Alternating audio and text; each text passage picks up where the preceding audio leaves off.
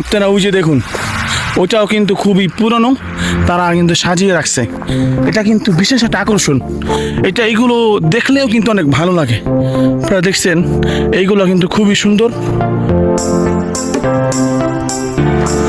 আর এই যে দেখতে পাচ্ছেন, এইগুলো হচ্ছে রোড, কিন্তু এখানে আপনারা কিছু গ্রামের ফিল পাবেন। ঠিক আছে, গ্রামের মতো কিছু ফিল পাবেন, কারণ এখানকার যে আশেপাশে যে সমস্ত আপনাদের গাছপালাগুলো রয়েছে, এগুলো কিন্তু খুবই সুন্দর এবং দেখতে খুবই ভালো লাগে। এবং আমি আপনাদেরকে একটি পাহাড়ের মতো কিছু একটা জিনিস দেখাবো, যেটা আপনারা পাহাড় বলতে পারেন। ঠিক আছে, আর একটা জিনিস হতেছে, ইতালিতে কিন্তু আপনার বেশিরভাগ বাড়িঘর কিন্তু পাহাড় কেটেই তৈরি করা হয়। এই যে দেখুন, এটা কিন্তু অনেক একটা উঁচু একটা স্থান।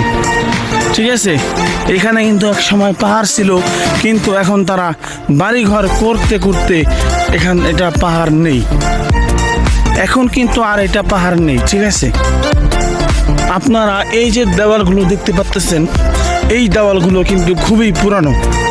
এইগুলো কিন্তু তারা খুবই সুন্দর করে সংরক্ষণ করে রেখেছে, যেন তাদের স্বাধীনতার চেতনাকে যেন তারা ধরে রাখতে পারে। এই জিনিসগুলো তারা যেন দেখে, তারা যেন আবার তাদের ভিতরে স্বাধীনতার চেতনা জেগে ওঠে, দেশের জন্য ভালোবাসা জেগে ওঠে। এটা কিন্তু খুবই বড়।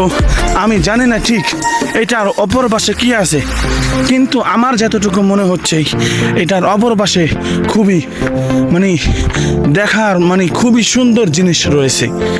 বিভিন্ন আপনারা বলতে পারেন এখানে বিভিন্ন রকমের খুবই পুরানো বাড়ি, তারপরে আপনাদের রাজপ্রাসাদ, এইগুলো থাকতে পারে। আমি তো জানি না, কারণ আমি এখনো দেখিনি। আপনারা এটার পাশেই খুবই সুন্দর সুন্দর কিছু বাড়ি দেখতে পাবেন। হ্যাঁ, এইগুলো কিন্তু খুবই সুন্দর।